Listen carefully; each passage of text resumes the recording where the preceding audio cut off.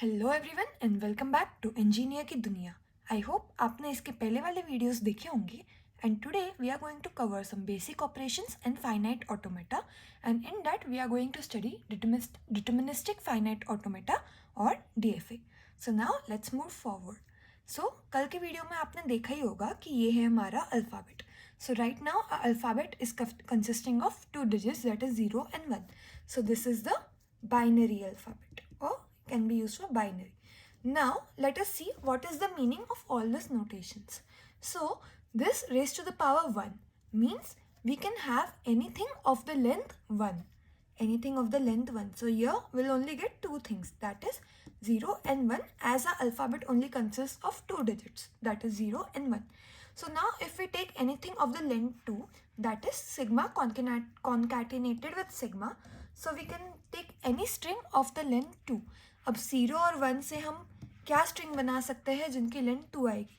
We can take 0 0, we can take 0 1, we can take 1 0 or 1 1. So these are the four strings that we are going to get of the length 2. Next is length 3. So 0 0 0 से लेके तो 1 1 1 तक, these are the 8 strings जो हमको मिलेगी. What is the formula for this? 2 power n. So अगर हम देखें 2 power 1 2, तो length 1 के लिए हमको 2 strings मिली. 2 power 2 4, so length 2 के लिए हमको 4 strings मिली. 2 power 3 8, so length 3 के लिए हमें 8 strings मिली जहाँ पे हमारे पास 2 ही digits थे. So hence we have taken 2 here. I hope this is clear. So sigma raised to the power k will be string of length k. Now moving forward, what is sigma star? Sigma star is the union of all this. Sigma power 0, sigma power 1, sigma power 2 till wherever we wish or wherever the string ends. So all set of strings including epsilon. So जितने भी strings हम 0 और 1 से form कर सकते हैं till infinity are included in sigma star, even epsilon. Epsilon का मतलब हमने पुराने वीडियो में डिस्कस किया था. You can go back and check. This is sigma star. Now then what is sigma plus? Sigma plus मतलब everything, that is all strings excluding epsilon. इसमें epsilon भी include होता है और इसमें epsilon include नहीं होता है. Epsilon का मतलब क्या है? Length is 0. So now moving forward, अभी हमने देखा एप्सिलॉन क्या होता है, but now let's consider what is an empty language. Empty language मतलब उसमें कोई स्ट्रिंग ही नहीं है. एप्सिलॉन क्या था? हमारा स्ट्रिंग ऑफ लेंथ 0, बट यहाँ पे तो कोई स्ट्रिंग ही नहीं है, तो इसको हम नोटिफाई करते हैं phi. And the language is empty. Language में कोई स्ट्रिंग नहीं है. So I hope you got the difference between epsilon and empty language. If it's still not clear, you can mention in the comment box. Now moving forward to finite automata. Now what is this finite automata?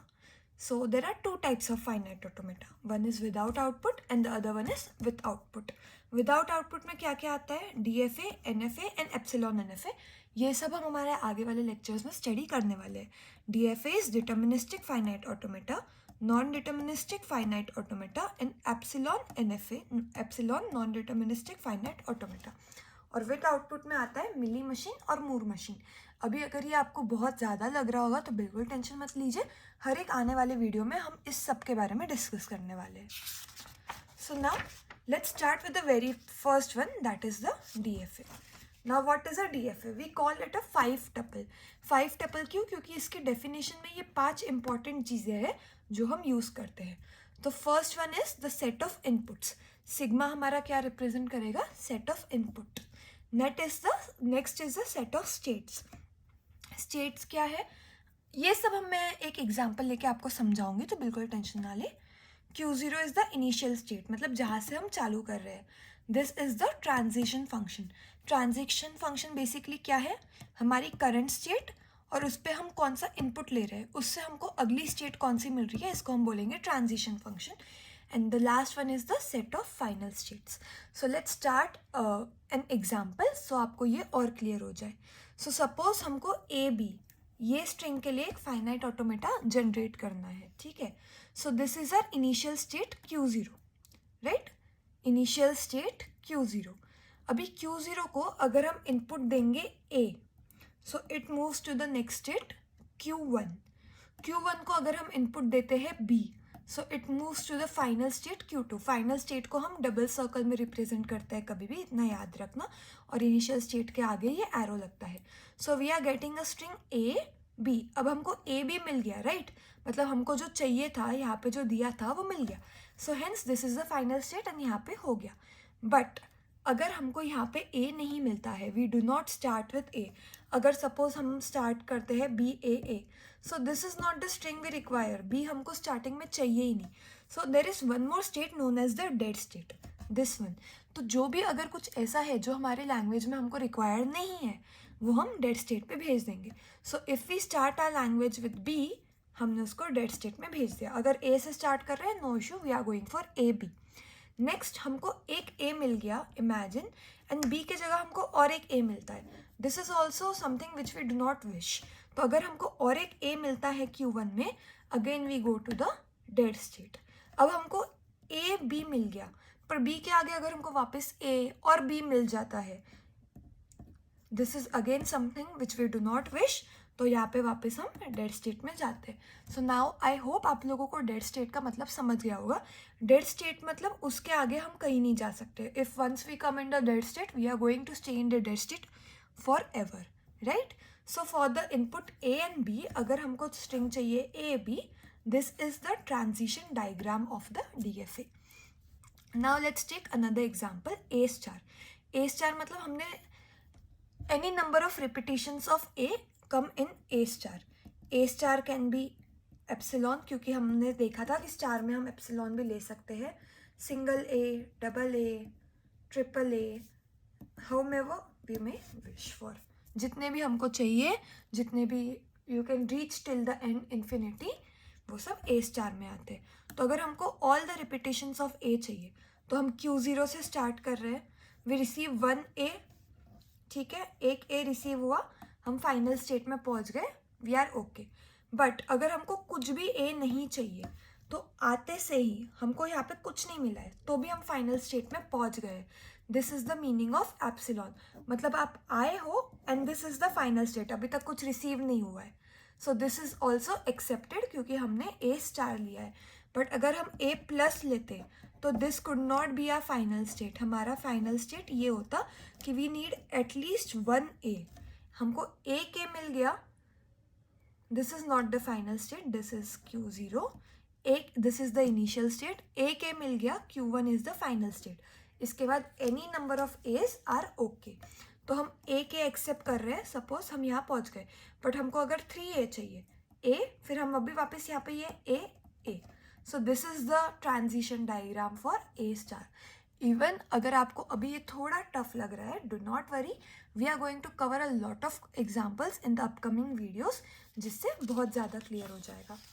Now let's take a more detail example. So this is the question, design a finite automata to accept even numbers. सो हमको क्या accept करना चाहिए? This is the alphabet. Alphabet में हम देख रहे हैं कि दिस इज द डेसिमल 1, मतलब 0 से 9 तक एवरीथिंग इज अलाउड. तो अगर मैं एक्सेप्ट में बोलती हूँ 0, तो that should be accepted. If I से 2, that should be accepted. 9 should not be accepted. 12 should be accepted. 134 should be accepted. 155 should not be accepted. 1 0 3 2 4 6 5 4 should be accepted, but 1 0 3 2 4 6 5 1 should not be accepted. So ये हमने बचपन में पढ़ा था कि how to classify even and odd. अगर हमारा last digit जो है वो इवन है, तो द नंबर इज इवन. अगर लास्ट डिजिट ऑड है, तो number is odd, right? So let's see. Suppose Q0 हमारा, focus on this diagram अभी and remove this part. So imagine Q0 is our initial state, right? तो हम initial state पे है and we receive the number 0. हमको 0 मिलता है. So we come to Q1. अभी 0 तो accept होना चाहिए, right? Hence Q1 becomes our final state. बस अभी के लिए इतना imagine करो कि हम Q0 से Q1 पे है, हमको 0 मिला है. It's done. Hence Q1 is our final state. Same for the numbers 2, 4, 6, 8. Q0 से अगर हमें 2 मिलता है, बाकी कुछ नहीं मिलता है, तो भी हमको एक्सेप्ट करना है 4, 6, 8. ये सब कुछ हमको एक्सेप्ट करना है. But if we get only number 9, मतलब अगर हमको 9 मिलता है तो we should not accept it, right. तो hence we are going to Q2 कि नहीं, अभी हमें ये नंबर एक्सेप्ट नहीं करना है. हेंस अगर हमको 1, 3, 5, 7, 9 मिल रहा है, we are going to the state Q2. But there are chances कि 1 के बाद हमको कुछ इवन मिल जाए. लाइक अभी हमने देखा 9 का एग्जाम्पल, अगर मैं 9 के बाद 2 ले लूँ तो this is the even number. We need to accept it. हमको पहले 9 मिला, हम यहाँ पे आए, बट 9 के बाद अगर हमें वापस से इवन नंबर मिल रहा है 0 से 8 के बीच में कुछ भी, तो हमको उसको एक्सेप्ट करना है. Hence we are again moving forward to the final state. I hope this is clear. अगर now let's check for the number 155. ये नंबर एक्सेप्ट नहीं होना चाहिए. सो Q0 से हमको 1 मिलने पे हम जा रहे हैं Q2 पे. Q2 से हमको 5 मिलता है, नेक्स्ट नंबर 1 इज डन. 155 का हमने 1 चेक कर लिया. Now the next number is 5.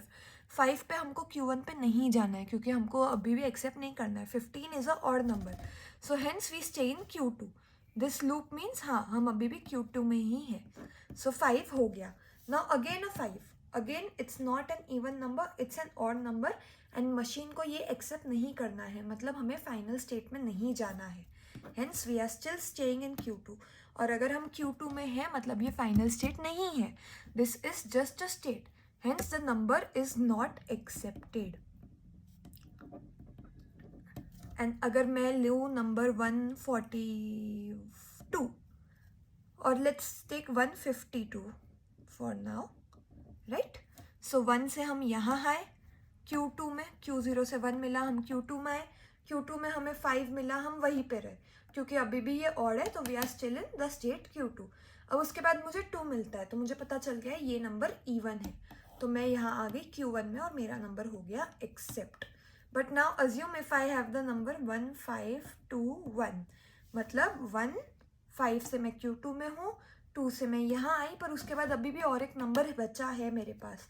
वापस मुझे 1 मिला तो Q1 से मैं ये वाले एरो से Q2 में आ गई क्योंकि ये नंबर और है. हेंस मैं अभी Q2 में हूँ and this won't be accepted. I hope now कि आप लोगों को DFA का वर्किंग समझ चुका होगा. Now let's move forward to the next part. अभी हमने देखा कि ट्रांजिशन डायग्राम क्या होता है. Now let's see what is a transition graph. This is a pretty simple way to explain a DFA, okay, or NFA or anything else. So let's see what is a transition graph. Transition graph पे यहाँ पे हम columns बना रहे हैं. यहाँ पे हम हमारे inputs लिखते हैं और यहाँ पे हम हमारे states. States क्या थे हमारे Q0, Q1, Q2. तो ये हो गया हमारे state और ये था हमारा input. 0 से 9 तक हमारा पूरा input है, तो ये हो गया हमारा input, right? So now अभी initial state है Q0. Hence यहाँ पे एक arrow. Q0 से अगर मुझे 0, 2, 4, 6, 8 इनमें से मुझे कुछ भी मिलता है तो मैं कहाँ जाती हूँ Q1 पे. तो Q0 से अगर मुझे 0 से 8 से कुछ भी मिलता है I go to Q1 as shown here. Q0 से अगर मुझे 1, 3, 5, 7, 9 मिलता है तो मैं कहाँ जा रही हूँ Q2 पे. Q0 से अगर मुझे 1, 3, 5, 7, 9 मिल रहा है तो I go to Q2. Now Q0 is done. Q0 से सिर्फ हम ये दो जगह जा सकते हैं, hence it's done. Now Q1 हमारा फाइनल स्टेट भी है, इसलिए we represent it with a double circle. Q1 से if I get 0, 2, 4, 6, 8, where I go, I stay in Q1 itself. Hence, I stay in Q1. But अगर Q1 से मुझे 1, 3, 5, 7, 9 मिल रहा है तो where am I going? Q2 पे. Hence, Q1 से अगर मुझे 1, 3, 5, 7, 9 मिल रहा है, I go to Q2. Now, Q2. Q0, Q1 हो गए. Q2 से अगर मुझे 0, 2, 4, 6, 8 मिल रहा है, I go to Q1. और Q2 से अगर मुझे 1, 3, 5, 7, 9 मिल रहा है, I am staying in Q2 itself. So this is how you represent a transition graph. Okay. Now there are some important points about a DFA. Every DFA accepts only one language. अब आप ये DFA देख रहे हो, ये क्या accept कर रहा है? What is the language which is accepted? The language accepted is even numbers, right? It's only accepting even numbers. It's not accepting odd numbers. So every DFA accepts only even language. क्या आप बोल सकते हो कि ये DFA में even और odd numbers दोनों accept हो रहे हैं? No, right? Hence every DFA accepts only one language. Next is one language can have multiple DFAs. ठीक है, अब ये DFA तो एक ही accept कर रहा है, right? But मैं बोल सकती हूँ कि even numbers के लिए मैंने ये एक DFA बनाया. आप ऐसे कोई और DFA भी बना सकते हो, ज़रूरी ना ही है कि सारे के सारे ट्रांजैक्शंस ऐसे ही हो। आप मे बी Q0 को पहले 02468 दे के फिर उसको कहीं और भेजोगे, फिर कहीं और कोई और तरीके से इवन नंबर्स एक्सेप्ट कराओगे। तो भले ही एक DFA एक ही लैंग्वेज एक्सेप्ट करता है, पर एक लैंग्वेज के लिए we can make as many as DFAs as we want. Do not get confuse in this. DFA एक लैंग्वेज एक्सेप्ट करता है, बट एक लैंग्वेज के लिए we can make multiple DFAs। भले ही हम मल्टीपल DFAs बना पाए, पर there exist only one minimal DFA। Minimal DFA मतलब which uses the minimum number of states. There is a approach on how to find the minimal DFA and we are going to study it later. So minimum number of states. तो हर language के लिए एक ही minimal DFA है। There might be multiple DFAs जिसमें ज़्यादा states हो सकती है। सपोज अगर मैंने यहाँ पे कोई ट्रांजैक्शन नहीं दिया और यहाँ पे और एक ले लिया, तो मेरी एक स्टेट बढ़ गई, राइट? बट मिनिमल DFA सिर्फ एक है। So I hope you are clear with whatever was taught today. अगर कोई भी डाउट हो, you can just put it in the comments and I'll try to answer the best मेरे next video में. Also, please make sure you like, comment, share, subscribe. And in the next video, we are going to take a pretty good number of examples on DFA. तो इससे आपका DFA ये topic बहुत strong हो जाएगा और आप आपके एग्जाम्स में आप इनको खुद क्रिएट भी कर पाओगे और आप इन पर क्वेश्चंस भी सॉल्व कर पाओगे. Thank you.